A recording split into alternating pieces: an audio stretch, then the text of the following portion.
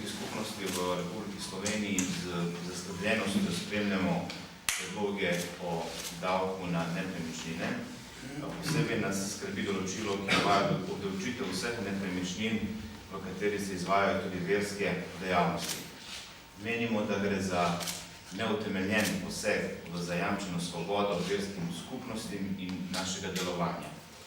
Islamska skupnost v Republiki Sloveniji je kot verska skupnost splošno koristna organizacija, ki organizira svoj program na podlagi prostovoljnih prispevkov svojih članov.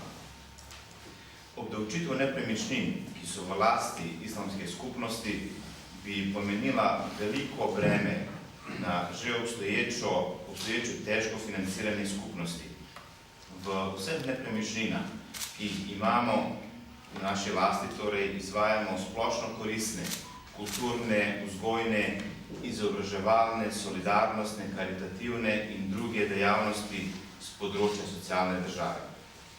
S tem bogatimo nacionalno identiteto in opravljamo pomembno družbeno nalogo. Menimo, da bi morale biti cerkve in druge verske skupnosti oproščene plačevanja davka na nepremičnine, saj je osnova za to v njihovih bogoslužnih, vzgojnih in izobraževalnih dejavnostih. Takšna praksa ne obstaja v drugih evropskih državah. Ločenost države in verske skupnosti razumemo tako, da je minimizirano vpletanje države in verske skupnosti v medsebojno delovanje, da se omejujejo medsebojni finančni odnosi in krepita avtonomiji ene in druge strani.